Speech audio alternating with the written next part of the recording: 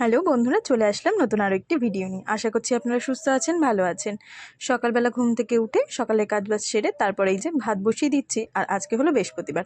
দাঁড়ান, চালটা তো ধোয়া হয়ে গেছে। আরেকজনকে আপনাদের সঙ্গে দেখছেন পেয়ারা খেতে ব্যস্ত আছে, বীজগুলোকে খুঁটে খুঁটে খাবে আর কি সুন্দরভাবে পেয়ারাটাকে ফেলে দেবে। অসভ্য একটা মেয়ে বলতে পারেন। তো যাই হোক, তারপরে যে মাংসটা অনেকদিন ধরে ফ্রিজ থেকে ফ্রিজেই পড়েছিল, অনেকদিন 2-3 দিন তো হয়েই গেছে। তো সেটাকে ফ্রিজ থেকে বের করে জল দিয়ে রেখে দিলাম, মাংসর বরফটা ছাড়ুক। ততক্ষণে আমি আলু, পেঁয়াজ, আদা, রসুন কেটে নিই মাংসের জন্য।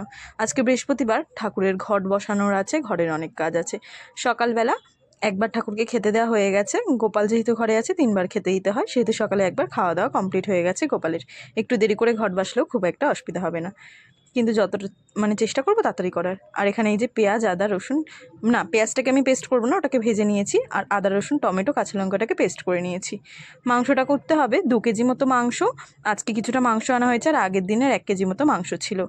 আর মাছ যেটা ছিল সেটাকেও ফ্রিজে রেখে দেবো, ওটা আজকে আর করবো না। আর 500 মতো পা আনা হয়েছিল। পাটা আমাদের বাড়িতে সবাই মোটামুটি ভালোই পছন্দ করে। আর ভাতটা নামিয়ে রেখে দেওয়া হয়েছিল। আজকে যেহেতু বৃহস্পতিবার, সেহেতু যত তাড়াতাড়ি করে মাথা টাথা ঘষে ঠাকুরঘরেও যেতে হবে। দাঁড়ান, একে লঙ্কাটা খেতে দিয়ে নিই। জানেন, টিয়া পাখিরা কিন্তু লাল লঙ্কা খেতে বড্ড ভালোবাসে। লঙ্কার খোসাটা যেটা, সেটা কিন্তু খায় না। ও বীজগুলোকে খুঁটে খুঁটে খাবে আর খোসাগুলোকে ফেলে দেবে।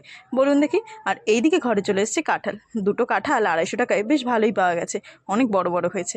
শুধু তো আর মাংস করলে হবে না, তার সঙ্গে আরও একটি পদ করতে হবে। তার জন্য করছি এই যে চিংড়ি মাছ ভাজা করে নিচ্ছি। ফার্স্টে কিছুটা 1 কেজি মতো চিংড়ি মাছ ফ্রিজে ছিল, তার মধ্যে থেকে কিছুটা এখানে ভেজে নিচ্ছি। এটা দিয়ে করব উচ্ছে আলুর তরকারি। আর এই যে সেদ্ধ হতে দিয়েছিলাম হাঁড়ির মধ্যে মাংসটা, এই যে সেই মাংস, কি দারুণ দেখতে লাগছে তাই না। কড়াইয়ে কষিয়ে টষিয়ে জল দিয়ে সেদ্ধ করে, সেদ্ধটা করছি হলো হাঁড়িতে আর কি। তাড়াতাড়ি হয়ে যাবে, 5-7 মিনিটের মধ্যে হয়ে যাবে। তো তার জন্য, আর খেতেও দমে বেশ ভালোই হয়, নরম তুলতুলে হয়ে যায় মাংসটা। আর উচ্ছে আলুর এই যে ঝোল মোটামুটি ফুটে এসছে। এবার চলুন গ্যাস ট্যাস মুছে কমপ্লিট করে নিই। আমি এই স্ল্যাবগুলোকেও ভালো করে মুছে নিই, কারণ এই যে যেই টাইলস এই পাথরগুলো বসানো, সেগুলোকেও ভালো করে মুছে নিই, তাহলে চকচক থাকে, নইলে হলুদ হলুদ হয়ে যায় জানেন।